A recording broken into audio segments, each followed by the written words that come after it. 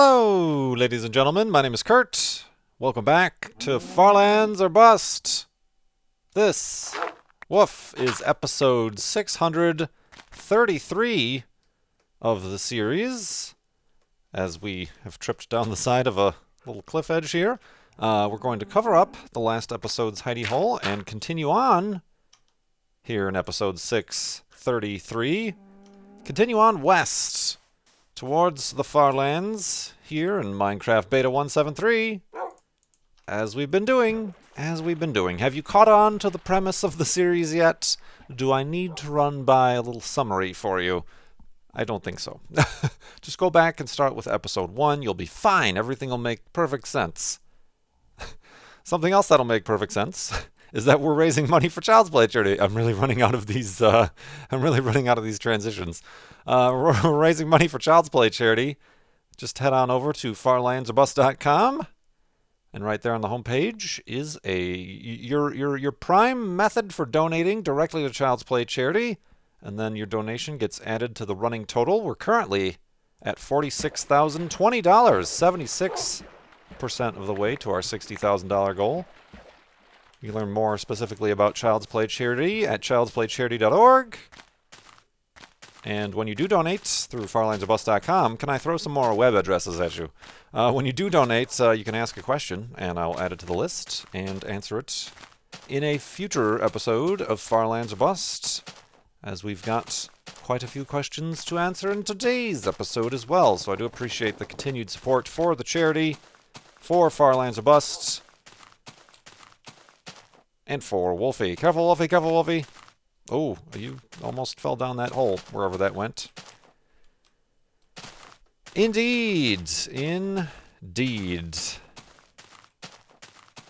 I haven't got any Kurt J. Mag topics. Kurt J. topics. I did just get done mentioning how I liked taking the first day of a Farlands or Bust episode to talk about things, or non-question related things, but I've got nothing right now.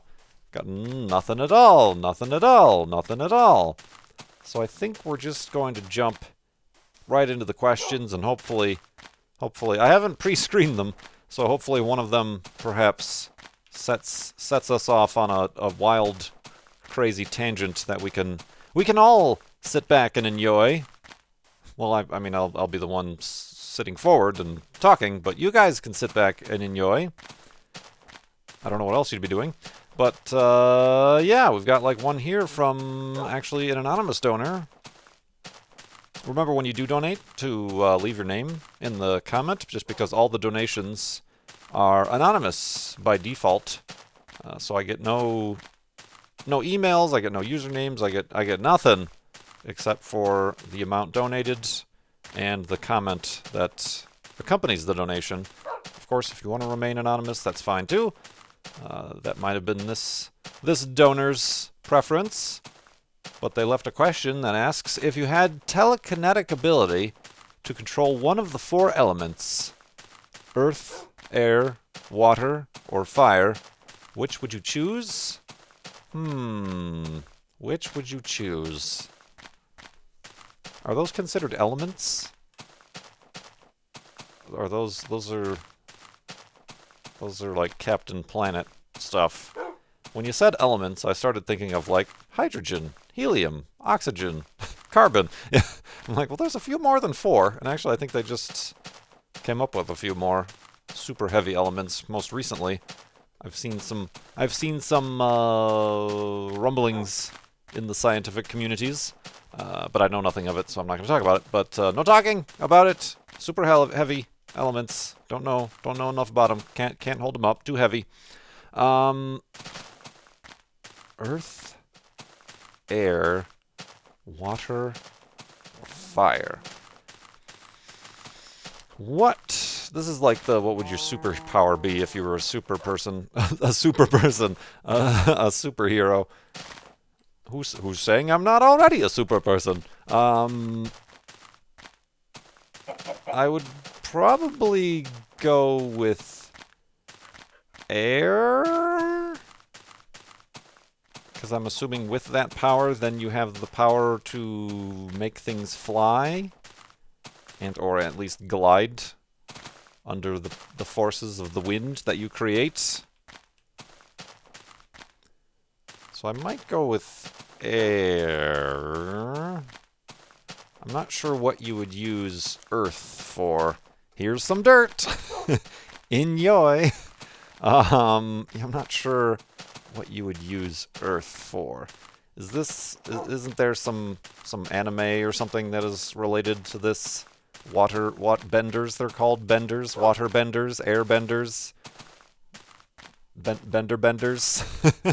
Oh, man. Yeah, I might just go with air. Fire, again, not really. I'm thinking of you day-to-day uses or tricks or fun things you could have. I'm not really thinking about, like, defeating the forces of evil. In that case, fire. Obviously, fire. Always choose fire in that case. But, yeah, probably air. Probably air. That might be good. I could fly myself, but if I were, say, I don't know, bored of flying and I wanted to take an airplane, I could make sure that the path ahead is turbulence-free, so that the seatbelt sign gets turned off, so I can get up and use the restroom whenever I'd like. Because those are the sorts of things that I truly am concerned about in my day-to-day life. Oh, man. A second question here from the same person. Would you ever endeavor to walk 40 miles in a single day? Potentially. Is that a lot? It seems like a lot. I'm trying to think of... Oops, I just, like, misplaced the mouse cursor there. I'm trying to think of what my longest hike was. It had to have been 7 or 8 miles. Of course, with hiking, you're always... Well, not always, but I'm always, like, climbing or descending and then having to climb. It's usually a round trip. But 40 miles. That seems possible. That seems possible. And maybe, it would have to, like, there would have to be a payoff for, like, 20 miles you get this amazing view or, you know, something like that. So then the return trip is another 20 miles. Is that even possible in a day? I'm questioning whether or not that's possible in a day. Because the 7 miles took a good 3 hours or so. So I'm assuming there would be some sort of... Well, then it wouldn't be in a single day. I'm sure it's possible in a single day if you do nothing else. And you don't really stop so much for as food or anything like that. And you would have to make sure that when you start as you wake up and you end as you go to sleep for the night, for the day, for the evening, as the day ends. That seems like that would have to be a caveat. But that would be interesting. But again, it would have to be about something. I wouldn't just walk 40 miles on, like, a road or a sidewalk or, you know, whatever, or just in a circle on, like, a track and field track. I would have to be going somewhere. It would have to be for something, or even, like, along a coastline would be interesting, I suppose, if there's things of interest to see along the coastline. Typically, coastlines have beaches and are relatively flat, although walking on sand is a little bit more laborious than on hard ground. So yeah, maybe. It's certainly not on, like, any bucket list of mine or anything like that. This is the first time this question has ever been posed to me, and perhaps in the comments maybe this might be is this a reference to something? Is there some sort of famous 40-mile hike somebody can do or has done or recently was in the news about? I may be missing some certain reference in this, hidden in this question, but I do appreciate the questions and the donation to Child's Play Charity. Unchecked Crowd asks, do you have any holidays that you would like to just blank out on? I blank out on a good many holidays already. I haven't the last few years, and even more so done anything for Halloween, which I know, gasp, shock, and awe. It's not intentional. I just have no particular interest nor have anybody around me that includes me in their particular interest of Halloween. I suppose perhaps if I was surrounded by people who did something, I would participate. I probably wouldn't go all out in regards to that. So, say like Halloween, but I mean even to the extent we talked in the last episode, I didn't do anything or go home for Thanksgiving, and I'm not sure if I'm going to for Christmas either. Just distance, time, and energy and resources involved. I didn't do anything for 4th of July. I don't remember the last time I saw fireworks on 4th of July. I'm just a exciting individual here. I'm a super person. I'm super. Let's go to super sleep and continue in the morning.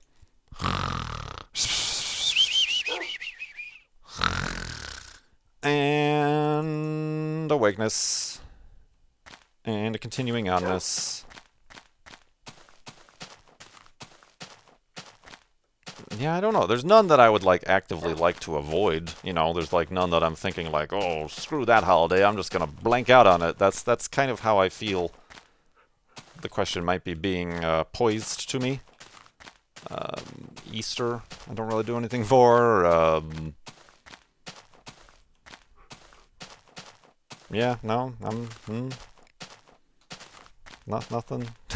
I'm an interesting person. Maybe this is why I don't have anything to talk about at the beginning of episodes. That actually was a topic. Here comes that tangent y'all have all been waiting for. That actually was a topic a couple, or was it last week? One of the week's Mindcrack podcasts. I wasn't on this time, but both Good and CoStar were going at it back and forth just about like the different stories, and no matter what story you tell about anything, they were talking about like cars and car accidents or something like that. No matter what story you tell, Good always has a one-up story to one-up you with. And Co was wondering, how on earth do you experience so many things? How do you have so many of these stories? Perhaps he's just a really good storyteller. If he had the same experiences as me or Co or anybody, he could spin those in a way that make them interesting as well. But it's like, how do you run into these many interesting story, environments or people, other people, or just like weird people? How do you run into these weird peoples? Of course, it might be Good too, because in California, for Minecon, I got an Uber with him back to one of the Mindcrack houses, and maybe it was just because we were with Good, but we got that really, really weird Uber driver who had a dog in the front seat and kept going on about also being a grower of particular herbs and getting in trouble for transporting them and living out of a hotel right now and having to renew or check out and check in every 28 days. And just going on and on and on. And I don't know, it just might be Good that has some sort of... That's his telekinetic ability. There's a fifth element, and that is the ability to attract a bunch of weirdos to get a bunch of crazy stories to tell later on. But yeah, I thought of that right now because I'm like, nothing is going on. I might not even like have any like holiday stories because I'm not doing anything for holidays, and that's not 100% yet. But that it's fast approaching, my friends. It's the 20th today. This episode's coming out on. Did I mention this already? Tuesday, December 20th, 2016. 5 days. Not too much time to plan some sort of long distance travel in this amount of time. Perhaps if I could walk 40 miles a day, I can avoid plane travel altogether. No, that's not going to get me anywhere. But, yeah, that just got me thinking about that conversation that they had in Co. was just like, I don't have these stories just because I never leave the house. I never go anywhere.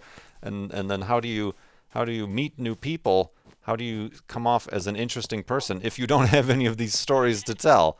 Well, I sat in my office again today. Today I went grocery shopping. Ooh, the chicken nuggets I bought weren't in the system yet. So they had to run over to the freezer to try to find a UPC code to scan in.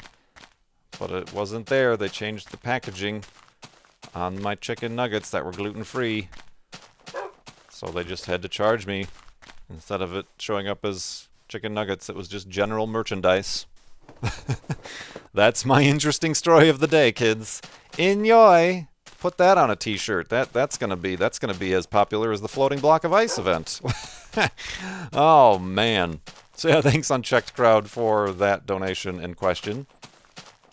Mach52 asks, we had a similar question to this previously, a couple episodes ago. What's the most disgusting thing you've ever consumed, eaten, or drank? We previously got asked, have you ever eaten, what's the weirdest thing you've eaten while traveling? I had no story for that either. Mach says, the most disgusting thing I've had was a yucca extract mixed with a cup of water. The smell was almost one-to-one with the taste. What's yucca? Y-U-C-C-A. Is that bat poop? Or is that something else? Why would you drink that? No, that's guano. I don't know why I thought of bat poop. It's a thing that's constantly on my mind. Most disgusting thing you've ever consumed. I tend to avoid disgusting things. I'm trying to think.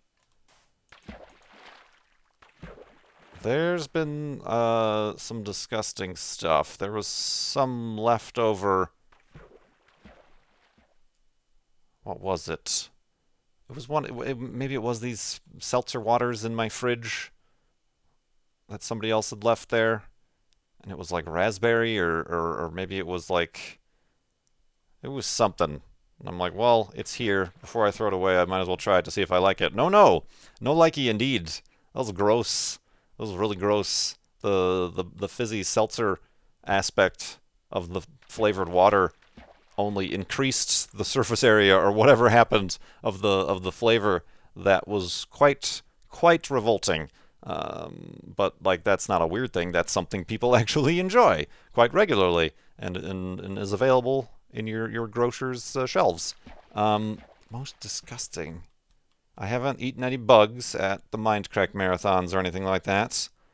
I don't, like I said, I don't go out of my way to try weird foods or weird sushis or strange exotic animals or game or fruits or whatever. So yeah, I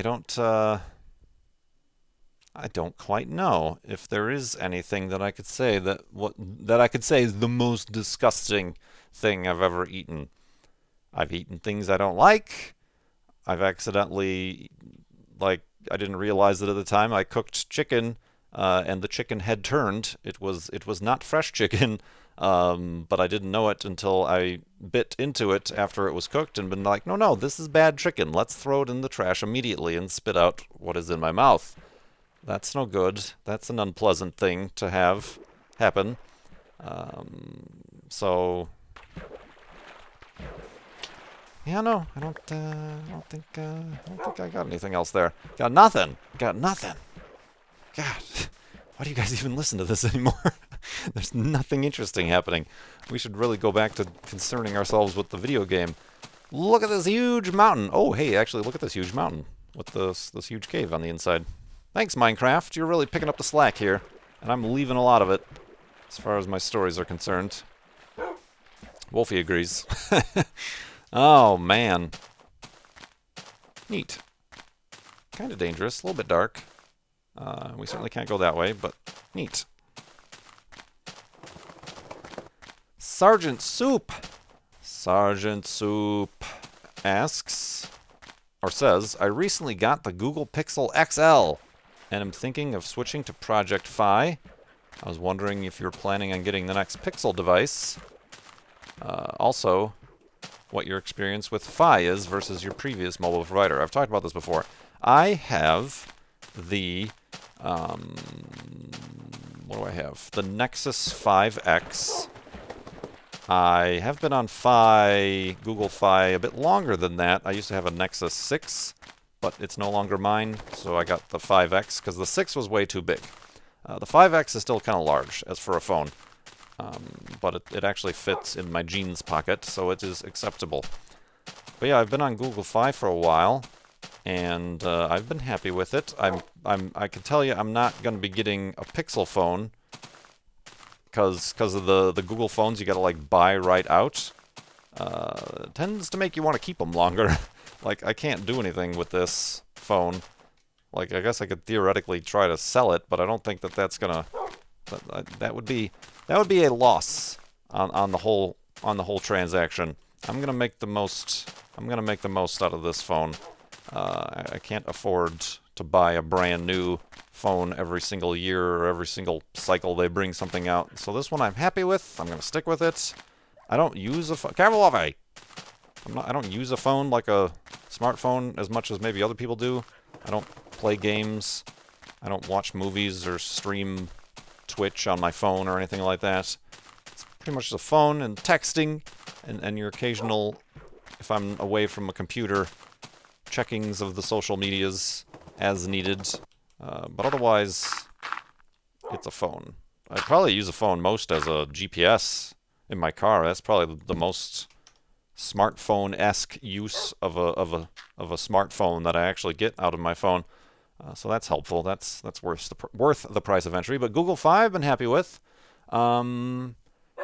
It's spotty in my house, but it can connect through the Wi-Fi, which is helpful as far as like the voice phone service is concerned. When I was in Seattle, I noticed that there was some spotty service there, so I'm not sure what that's gonna mean. Might be the mountains or something. Maybe there's better coverage out here because there aren't any mountains. Well, I mean, there are some, but it's mostly flat. I don't know. But yeah, as far as the bang for the buck and simplicity of the service, I can recommend it. Hold on, I should check if I get some sort of like referral bonus if I refer people, and I'll give you that. Probably not. But yeah, let's go to sleep and continue in the morning.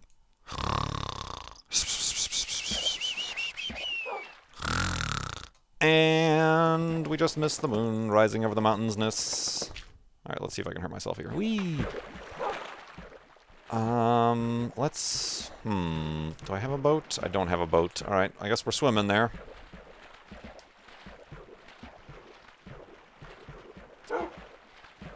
Rule from the Netherlands, and who I recently just learned how to pronounce the name correctly, Rule, asks, have you ever experienced the Tetris syndrome? The Tetris syndrome is apparently when people devote so much time and attention to an activity that it begins to pattern their thoughts, mental images, and dreams. When you get into a flow of regularly recording Flob episodes, do you start to dream of Walking West? I have not. I think the world, the Minecraft world, is abstract enough that I don't end up having Minecraft dreams. I sometimes do, but they're more like the real world is Minecraft, and Minecraftian things happen in the real world, not the other way around. But no, I haven't, I guess, experienced specifically the Tetris syndrome.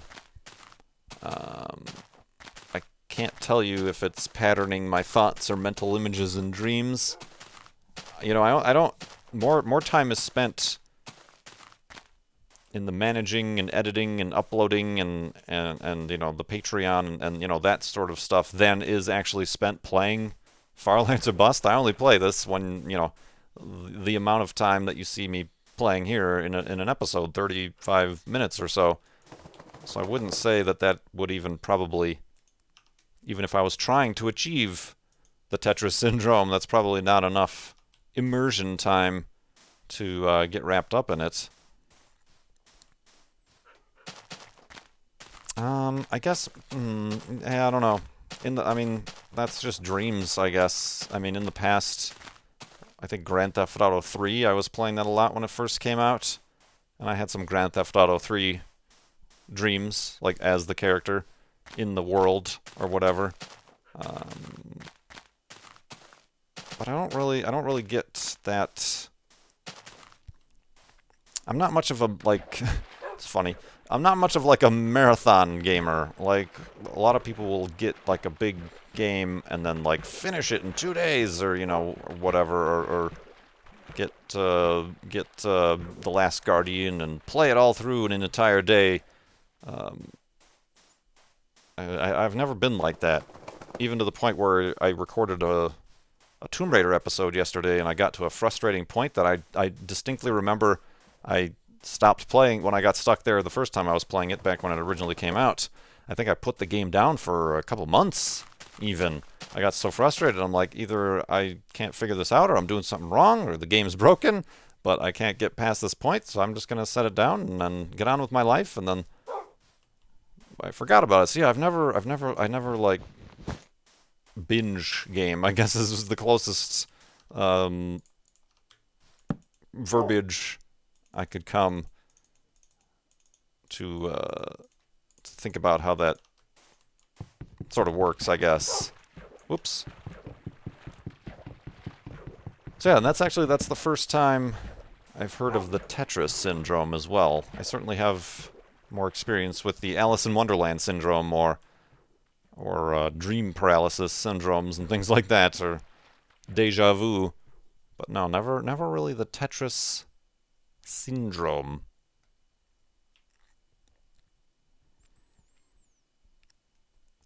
Greater Sky, with their donation, asks, I'd like to know your thoughts on Kurt J merch in stores nationwide. There isn't any, first of all, in any stores. I'm assuming you're asking what my thoughts would be if that was a thing, or if that was a possibility. Oh, and then you're specifically regarding the YouTube heroes reacting to seeing it. I don't know. I don't go to many stores. Again, never leave the house. I don't go to many stores, but I do know about the YouTube heroes thing. That's kind of weird. But, I mean, I guess if they've gotten good enough deals with whatever that company is, then by all means go ahead. But it's kind of weird because they obviously had to change the characters enough so that they weren't Minecraft skins, because the Minecraft model, player model, is a trademarked, copywritten, owned thing by Mojang, and can only be officially made by official merchandise partners. So yeah, they're kind of like weirdly not Minecraft figures, but they have the famous YouTuber skins or whatever, your Captain Sparkles is or whatever. Yeah, I don't know. I don't think I'm big enough or important enough for one of those companies. Actually, I in a roundabout way, we know for a fact, but yeah, I don't know. I don't know that it would make sense. I have obviously my online merch stores, t-shirts and mugs and whatever stuff. Link in the video description, doobly-doo. Possibly on sale as well, as they have been this entire month mostly. Plug. But yeah, I'm not anti-merch, but I'm kind of anti-rampant, unnecessary consumerism. So I would actually kind of prefer not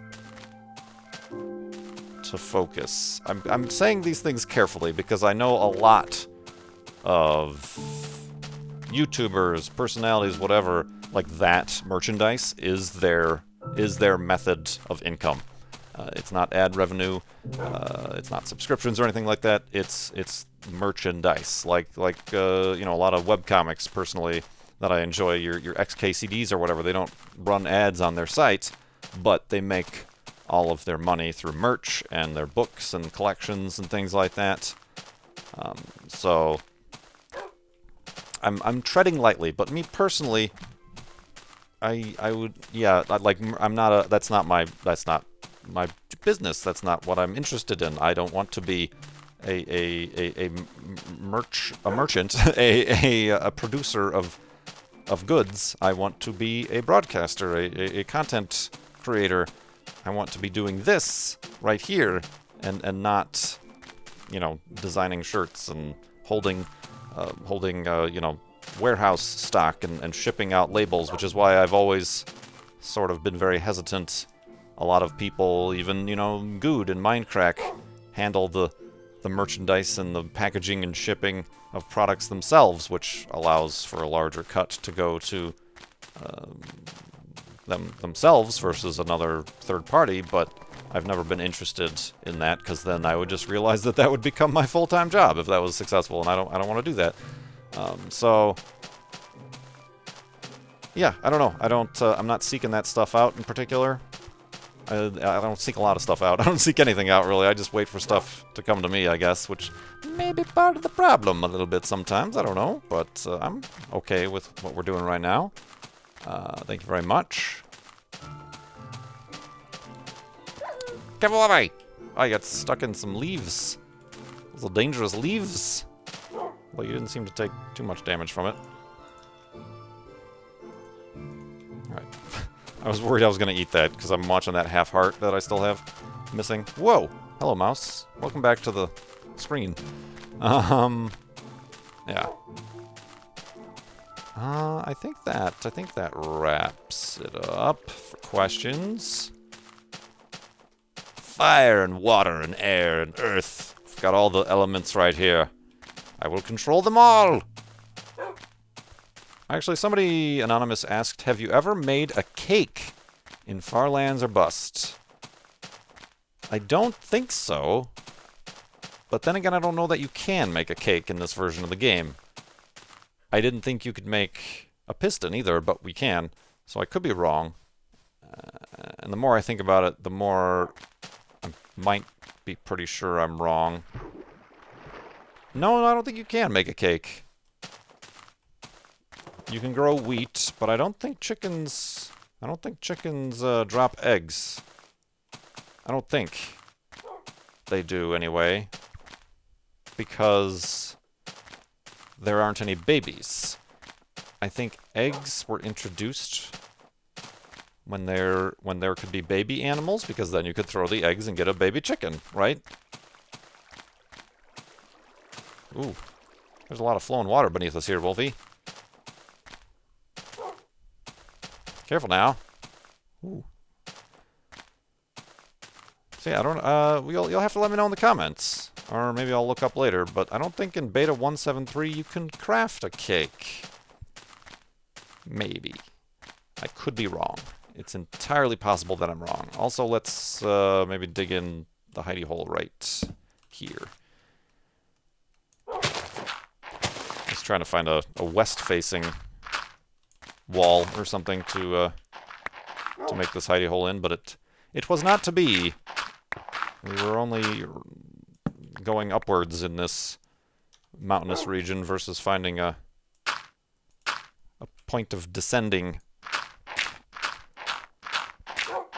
Woof indeed, Wolfie, woof indeed. Was that 40 miles walked? Is that how? No, that can't be. Because 1 block is 1 meter. 1,000 blocks would be a kilometer, which is in and of itself less than a mile. Yeah, we certainly can't walk. Of course, the Minecraft day isn't a full actual day either, so maybe I'm doing all this math for no reason whatsoever. You know what math we can do for a reason?